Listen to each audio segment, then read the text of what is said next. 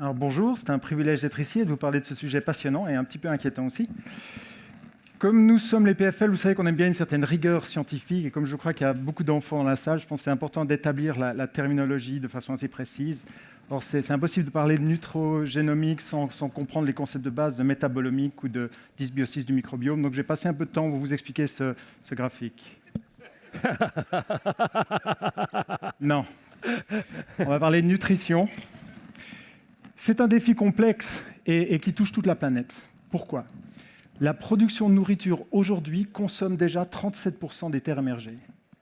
Sachant qu'avec des problématiques comme l'urbanisation rampante qui consomme de plus en plus de terres, le réchauffement climatique qui a tendance à réduire les terres sur lesquelles on peut faire pousser de la nourriture et les questions d'accès à l'eau, c'est un problème en soi. La production de nourriture est responsable de 25% de toutes les émissions de gaz à effet de serre, dont le CO2.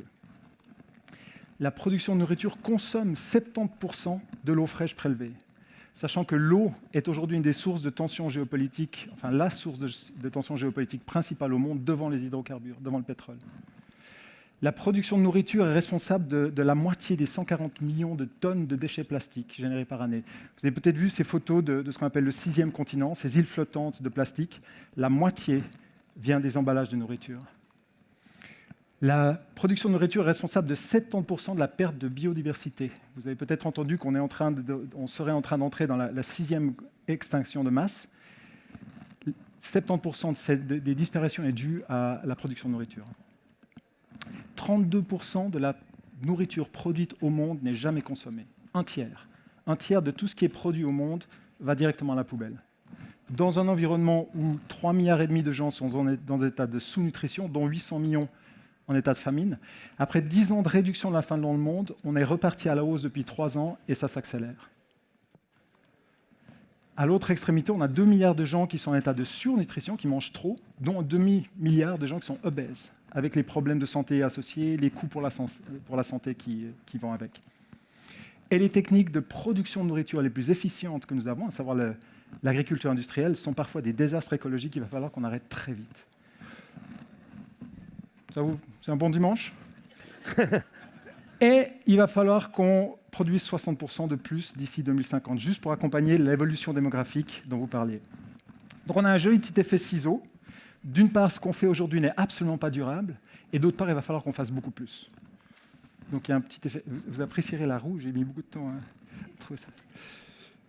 Les 4 axes principaux qui ne concernent pas tous les PFL, mais aujourd'hui auxquels la société doit s'atteler, d'une part, c'est transformer l'agriculture, changer le paradigme, passer de produire plus et moins cher à produire mieux et d'une façon qui restaure l'environnement, ce qu'on appelle l'agriculture régénérative, qui peut être des slogans qui paraîtraient un peu alternatifs, voire un peu naïfs il y a quelques années. Aujourd'hui, on se rend compte qu'on n'a pas le choix. C'est vraiment vers ce changement qu'on doit évoluer. L'autre, c'est l'évolution des habitudes alimentaires. Alors, d'une part, ça veut dire avoir des produits type industriel qui soient meilleurs, c'est-à-dire moins de choses négatives type sucre, sel ou les graisses saturées, plus de choses positives, les nutriments, les fibres, etc. Donc, il faut que ça évolue déjà, mais il faut continuer cette évolution. Plus de justice sociale, ça vaut peut-être que quand vous dépensez 5 francs dans un Starbucks, 5 francs, 2 centimes de ces 5 francs vont au fermier qui a produit le café. Ce sont des populations entières qui ont beaucoup de peine à survivre de leur activité, à envoyer leurs enfants aux écoles. Donc il y a tout un élément de justice sociale auquel il va falloir qu'on réfléchisse. Et puis bien sûr, la réduction des pertes et des déchets. À tous les échelles, à tous les niveaux de la chaîne de valeur, il y a un travail énorme à faire pour réduire ces fameux 30%, 33% de nourriture qui sont perdus. Alors qu'est-ce que peut faire la technologie dans tout ça ? Elle ne peut pas tout résoudre, la technologie. Est-ce que c'est un élément de solution ? Pendant trop longtemps, la technologie dans l'agroalimentaire a été utilisée pour optimiser les profits. Donc, parmi les consommateurs, il y a une espèce de suspicion, de méfiance par rapport à la technologie. Vous allez altérer mes produits, ça va faire au détriment de la qualité et donc de mon intérêt à moi. Mais la technologie peut faire des choses positives. Et c'est un peu le but de ma présentation, c'est vous sensibiliser sur les types de technologies qui vont pouvoir nous aider. Je vais les grouper en 3 groupes pour les rendre un peu plus digérables. D'une part, tout ce qui est technologies qui vont affecter la demande, nous, consommateurs. Qu'est-ce qui va affecter notre quotidien demain ? Des choses qu'on voit un peu moins, qui est vraiment la connectivité de la chaîne de valeur. Sans vous embêter avec des choses trop techniques, la chaîne de valeur agroalimentaire est une des plus complexes et plus fragmentées au monde. C'est là qu'il y a le plus d'intermédiaires, c'est là qu'il y a le plus de spécificité d'un pays à l'autre. Une chaîne dans un pays développé n'est pas du tout la même que dans un pays émergent, etc. Si on compare avec l'automotive ou l'automobile ou avec les softwares, c'est une chaîne de valeur qui est extrêmement complexe. Il va falloir la simplifier. Et puis toute la question de l'efficacité de la production, de nouveau, pour arriver à produire cette nourriture de demain en quantité et en qualité de façon plus efficace. Je vais commencer par la question des protéines. On en parle beaucoup. Les gens qui deviennent véganes partent souvent, pas toujours, mais souvent d'un point de vue du bien-être animal, et c'est tout à fait légitime. Il y a un autre aspect qu'il faut qu'on connaisse, c'est qu'à quantité de calories égales, la calorie étant la bonne chose, ce qui nous nourrit, le bœuf produit 40 fois plus de CO2 qu'un légume. Donc en termes d'environnement, manger de la viande de bœuf n'est pas anodin. Ça pollue beaucoup, beaucoup plus que de manger le même apport en énergie, mais d'une source type légumes ou légumineuse.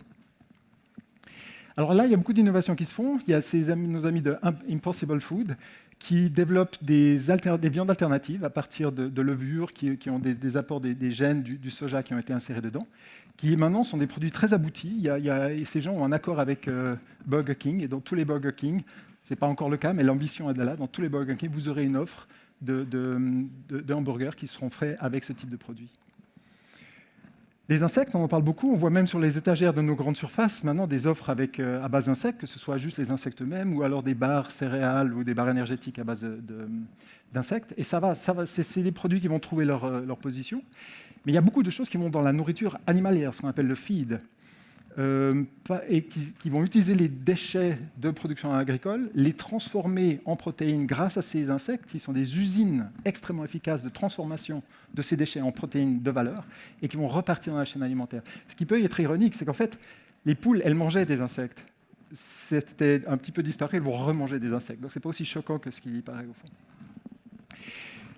Pour les consommateurs, il y a ce qu'on appelle, c'est un peu technique, mais je pense que c'est intéressant parce que ça va de plus en plus entrer dans notre quotidien, ce qu'on appelle les technologies de détection et d'analyse. Des gens qui ont un impact vision, par exemple, ils travaillent avec ce qu'on appelle des caméras hyperspectrales, avec des champs électromagnétiques très larges, et en fonction de l'absorption de l'aliment, ils pourront déterminer s'il y a leur état de vieillissement, de sénescence, en fonction de la présence dans l'aliment de molécules qui seraient des marqueurs intéressants d'un produit qui serait en train de s'avarier, de contamination, ou au contraire, la présence de choses positives, avec des vitamines, des choses comme ceci.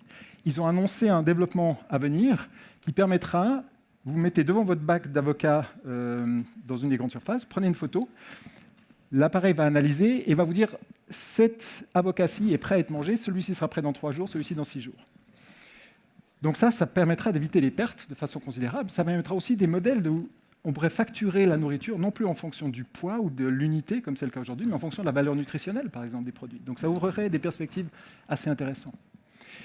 Il y a tout ce qu'on appellerait des coachs personnalisés qui vont permettre à un individu qui rentrera, ça existe déjà, qui rentre dans ces petites tablettes, dans ces programmes, ces biomarqueurs, c'est-à-dire vraiment ses spécificités métaboliques propres, son taux d'activité, son régime alimentaire, son ambition, il veut perdre du poids. L'application va processer ces résultats, vous dire ce que vous faites déjà bien, ce que vous pourrez améliorer, et vous proposer des recettes et des façons d'adapter votre régime alimentaire de façon à manger plus intelligemment et plus sainement. Je passe au deuxième élément, qui est cette chaîne de valeur. Encore une fois, pour nous les consommateurs, c'est un peu plus obscur, on ne voit pas ça. Mais par exemple, ça, c'est une petite application. Il y a beaucoup de choses qui se font dans les pays développés. Donc, je vais prendre un exemple pour les pays émergents. C'est une application qu'on trouve en Inde qui touche déjà plusieurs millions, 10 à 15 millions d'agriculteurs en Inde, qui leur permet, d'une part, d'avoir accès à toutes sortes d'informations agricoles sur l'agriculture, la pluie à venir, la chaleur, des choses comme ceci, mais aussi visibilité sur les marchés, les prix des intrants, tous les produits chimiques dont ils auraient besoin, les prix, accès au marché, essayer de court-circuiter certains intermédiaires qui captureraient de la valeur à leur insu, accès à des produits financiers, etc., etc. Ce type d'applications ont permis, là où c'est utilisé, d'améliorer la vie de ces groupes-là, de ces communautés-là. On voit de 8 à 25% de revenus supplémentaires, et c'est phénoménal pour ces parties du monde. Une autre application, c'est une application Uber, là où nous, on commande notre taxi. Maintenant, grâce à ces applications, des agriculteurs en Afrique peuvent commander un tracteur, avoir accès à la mécanisation de leur activité, donc libérer des petits bras, qui sont souvent l'épouse ou les enfants, qui du coup peuvent se permettre d'aller à l'école. Donc c'est des exemples très concrets où la technologie permet d'avoir un impact positif et direct sur la production de nourriture.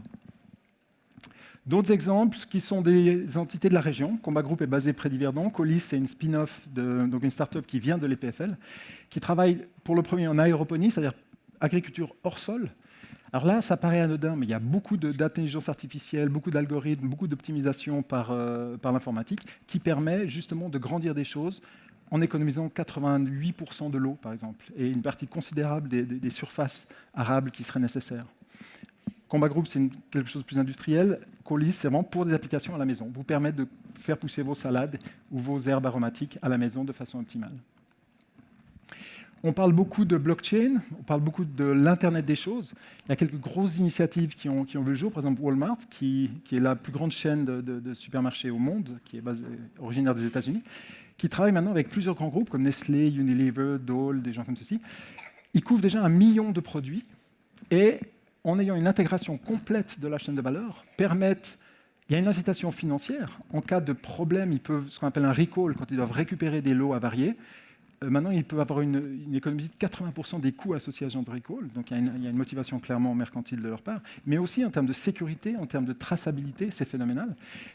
Dans ce contexte, en scannant le barcode de votre emballage de purée de pommes de terre, vous pouvez savoir quelles variétés de pommes de terre ont été cultivées, et quand, et où, comment elles ont été stockées, et comprendre tout l'historique du produit jusqu'à ce qu'il arrive dans votre assiette.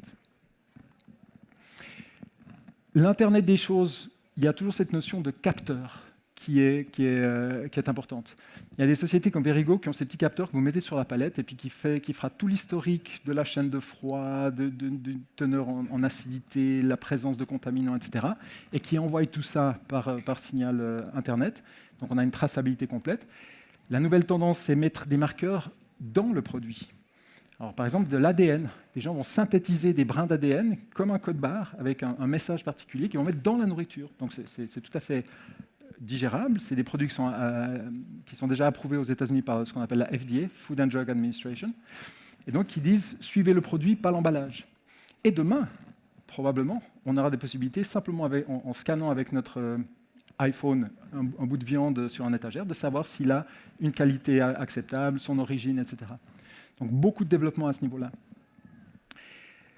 Troisième groupe d'innovation que j'évoquais, vraiment l'efficacité de la production.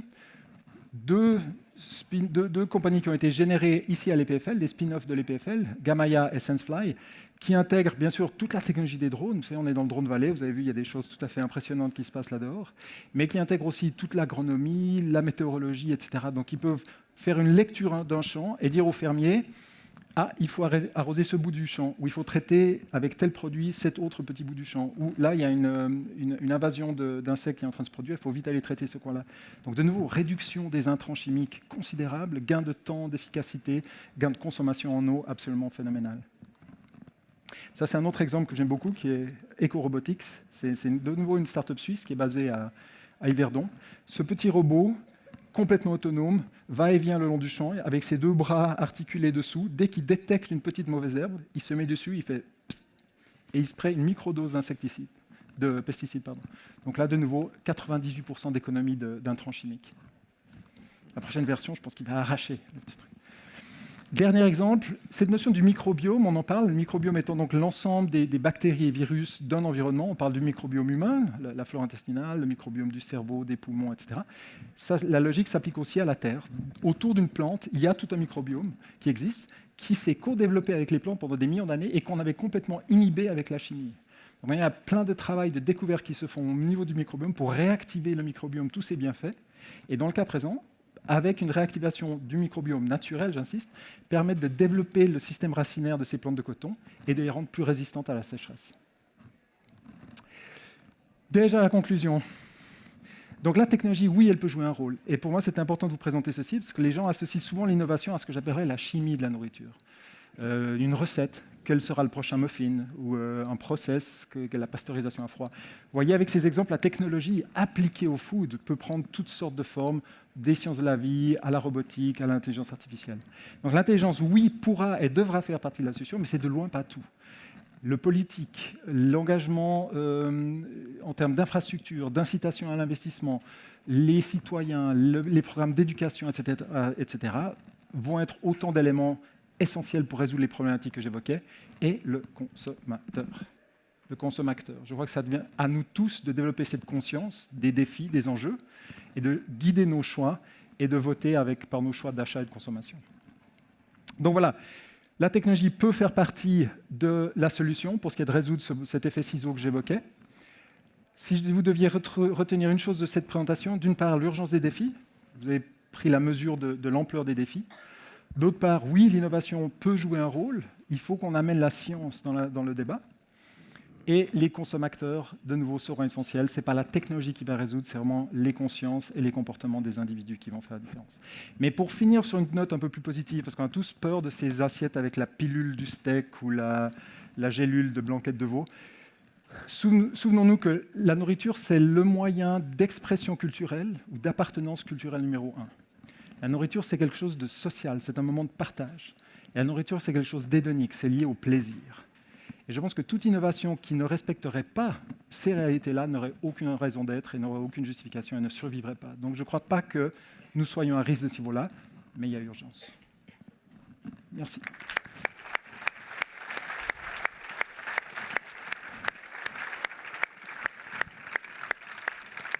Merci, c'est effectivement passionnant et c'est un très très vaste sujet.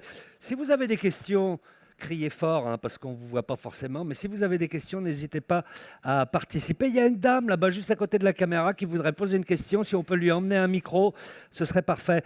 Juste avant de vous donner la parole, je voulais vous poser une question, parce que vous nous expliquez bien le rôle que peut jouer la technologie, même si elle ne peut pas tout faire, tout régler. Et vous concluez un peu sur cette question, que c'est la nourriture, c'est une question aussi culturelle. Donc il y a toute une évolution peut-être de l'éducation, de comment se nourrir à faire, parce que est-ce que vous pensez par exemple que nous, dans nos pays, là, en Europe, il y en a quand même 2 milliards dans le monde qui mangent des insectes régulièrement, 2 milliards de personnes. Est-ce qu'on est prêt à manger plus d'insectes demain, psychologiquement, dans notre culture et tout? Et comment faire? C'est pas simple, parce qu'on sait très bien que sur un plan environnemental et nutritionnel, c'est parfait les insectes, des protéines, moins de... Donc, le problème est culturel? Il y a une grande dimension culturelle, vous avez absolument raison. Je pense qu'il y a toujours deux choses. Il y a la conscience et l'éducation, et les solutions. Et c'est que lorsque les gens prennent la conscience des problèmes potentiels ou des mérites d'une adaptation de leurs habitudes alimentaires et qu'ils trouvent des produits attrayants et adéquats que le point de bascule se passe et que les choses se passent. Donc je pense que autant on a l'impression que c'est trop peu, trop tard et que les choses n'avancent pas, autant quand on regarde l'évolution des choses, on se rend compte qu'il y a un point de bascule et que tout d'un coup, les mentalités embrassent des nouveaux concepts. Vous l'avez dit très justement, 2 milliards de gens mangent déjà au quotidien des insectes. C'est absolument pas un problème. Mais ça fait des siècles. Parce que ça fait des siècles, mais peut-être qu'en Europe, on mangeait aussi des insectes quand on ne pouvait pas se permettre de trouver autre chose. Donc je pense que la nécessité fera peut-être une partie du travail, et que le travail d'éducation, de conscientisation et de développement, là, de nouveau, l'innovation en termes de produits va être très importante, d'amener des produits qui soient attractifs. Et puis aussi savoir réduire des produits qui sont dans notre culture depuis longtemps. On parle souvent de la viande. Il n'y a pas de jugement hein, par rapport à ça, drastique, de culpabiliser les gens parce qu'ils mangent trop de viande. Mais on sait très bien, vous l'avez souligné, que sur le plan environnemental, c'est pas très bon, mais sur le plan nutritionnel, on sait aussi, toutes les études médicales montrent aujourd'hui qu'on mange trop de viande dans nos pays. Et ça aussi, il faut que ça se change petit à petit. Et il y a une réduction perceptible de la consommation de viande en Europe en particulier, liée à cette prise de conscience. Mais je crois qu'il y a d'autres éléments, par exemple le prix. Si vous voulez dîner ce soir avec une barquette de lasagne, faite avec toutes sortes d'ingrédients produits aux quatre coins du monde, à grand renfort de processing, donc d'énergie, donc de CO2, qui vont être transportés dans une usine quelque part, donc énergie, CO2, fait dans cette jolie barquette, avec une barquette d'aluminium, énergie, CO2, un joli papier, de l'offset et du marketing derrière, CO2, dîner de ce repas vous coûtera moins cher que de dîner de légumes frais faits dans la région d'Yverdon. Pourquoi? Parce que l'un des deux porte en lui tout le coût de ce qu'on appelle les externalités, c'est-à-dire un agriculteur bio qui veut faire du bon travail, il aura dans son produit tous les coûts associés à ça, alors que certaines réalités industrielles aujourd'hui ne portent pas les coûts d'environnement, sociaux, etc., liés à ces choses. Donc là, par exemple, il y a une volonté politique qui va faire peut-être un élément déclencheur un jour, parce que si on payait le vrai prix des aliments que l'on consomme aujourd'hui, quand j'entends vrai prix, c'est encore une fois les externalités sociales, environnementales, je pense que nos habitudes changeraient beaucoup plus vite. Bien sûr. Vous aviez une question? Bonjour, je vous remercie pour votre Bonjour. exposé, c'était très instructif. En fait, j'ai 2 questions. La première, c'était, je suis scientifique aussi, mais en même temps, toutes ces technologies, ces innovations, etc., je me pose systématiquement la question, est-ce que ça vaut vraiment la peine? Donc, est-ce qu'à l'EPFL en particulier, vous avez des démarches d'analyse de cycle de valeur, etc., quelque part pour toutes ces technologies qui vont avoir aussi un coût CO2 énergétique, etc. Ça, c'était ma première question. Et la deuxième question, en fait, quand vous avez démarré votre exposé Nourrir la planète en 2050, je me suis dit waouh. Et après, vous avez eu très vite une vision anthropocentrée, donc vers l'humain, vers les 10 milliards d'êtres humains, etc. Or, on sait bien, vous l'avez rappelé avec la perte de biodiversité, que les enjeux, c'est pas seulement nourrir les humains, c'est faire en sorte que toutes les espèces puissent continuer à vivre sur la Terre. Il y a des enjeux fonciers qui sont énormes de partage entre les humains, justement, et les autres espèces qui vivent sur Terre. Donc je voulais aussi un petit éclairage sur ce que vous faites à l'EPFL sur ces sujets-là. Merci. Oui, merci. Beaucoup de questions. Hein. Non, Commence par la non, première. elle est très pertinente. La première liée à la viabilité des choses. On ne pourrait pas le faire seul parce que par définition, l'EPFL comme école de technologie est très en amont en train de développer des sciences de base, des sciences fondamentales. Donc il faut qu'on le fasse en partenariat avec des gens qui aient une interaction plus directe avec l'implémentation des choses et la réalité tangible, physique des choses. Ça peut être des partenaires industriels, bien entendu, qui sont souvent stigmatisés, mais souvenons-nous d'une chose. Moi, je pars du principe, je fais un petit aparté, si vous permettez, pour résoudre les problèmes que j'ai évoqués, il y aura 3 grands axes qu'il va falloir qu'on travaille de façon identique. 1, c'est améliorer l'existant.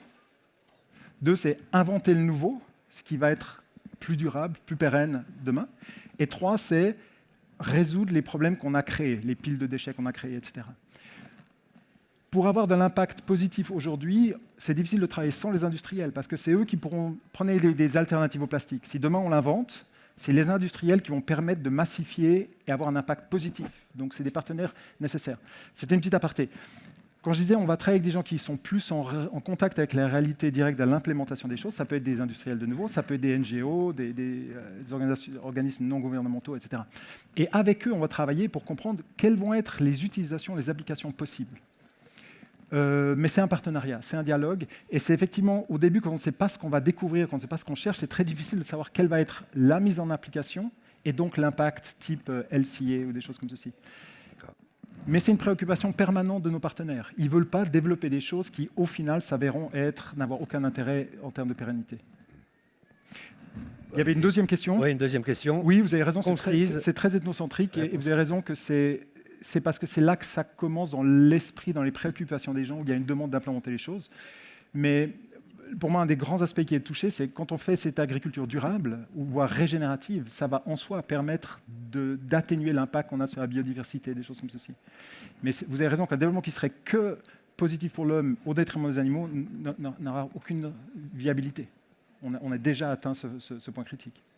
Je voudrais, avant qu'on passe au quiz, parce qu'on va vous solliciter, le sujet passionne, hein, donc on va faire un quiz sur l'alimentation aussi dans quelques minutes. Moi, j'ai juste une question à vous poser, puisque évidemment, on peut faire confiance à la technologie, à nos ingénieurs pour mettre des méthodes au point qui soient efficaces dans le sens que vous cherchez, mais cette technologie, elle a un coût, et sur la planète, on a plusieurs types d'agriculture. Alors, sans caricaturer, il y a un peu l'agriculture du Nord et l'agriculture des pays du Sud. Est-ce que l'agriculture des pays du Sud, qui doit être aussi beaucoup plus autonome, beaucoup plus proche de ses consommateurs et qui doit pouvoir se développer, pourrait avoir accès à ces technologies, ou ne faut-il pas commencer par davantage travailler aussi avec ces pays du Sud pour travailler concrètement sur la terre, comment respecter la terre, la retravailler, la terre la rendre plus riche Absolument. en carbone. Absolument. Alors la réalité des choses, c'est que c'est souvent des partenaires un petit peu différents. C'est vrai que les grands groupes industriels commencent là où il y a des retombées économiques pour eux très directes. Donc ça, c'est souvent des choses pour les pays du Nord ou les pays développés. Il n'y a pas que ça, par ailleurs. Ils ont aussi des axes de recherche qui s'appliquent aux pays émergents. Mais il y a d'autres acteurs, comme les NGO, où on a d'autres départements, comme un département merveilleux ici qui s'appelle Essential Tech, qui justement vont chercher les technologies que nous avons à l'EPFL et travaillent à identifier des opportunités pour avoir un impact positif sur justement les pays un peu plus défavorisés. Il y a un autre département qui s'appelle Tech for Impact, qui travaille tous les SDG, comment on traduit ça? Sustainability Development Goals, les objectifs durables des Nations Unies, et va systématiquement faire un scanning de toutes les sciences et technologies que nous développons à l'EPFL et se dire lesquelles peuvent avoir un impact positif sur quel objectif durable. D'accord, très bien. On a une dernière question dans le public. Merci, j'ai la parole. Ici. Voilà, allez-y, madame. Bon, merci pour ces informations. En vous écoutant, je suis un peu effrayée par toute cette technologie qui a peut-être des aspects positifs.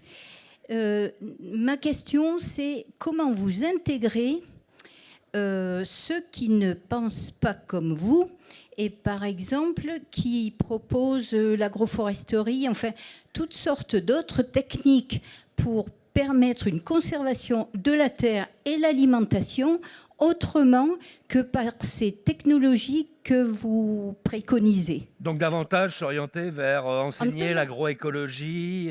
En tenant compte de ceux qui pensent différemment de vous et qui ne mettent pas le maximum d'accent, au contraire, qui mettent sur d'autres techniques plus douces, peut-être plus anciennes que pratiquées autrefois. On a bien compris votre question, madame. Merci beaucoup de l'avoir posée. Alors, je les admire et je les encourage et je pense qu'ils font un travail essentiel. Et nos développements, là où les technologies développées à l'EPFL devront exister, c'est où elles ont un rôle complémentaire à jouer avec ces autres alternatives. Plus c'est doux et plus c'est respectueux de l'environnement, mieux c'est. On n'est pas là pour vendre la technologie, on est là pour résoudre des problèmes. S'il y a d'autres façons de le faire, c'est tant mieux. Ça peut être complémentaire. Complètement, c'est complémentaire. C'est complémentaire. C'est intimement complémentaire.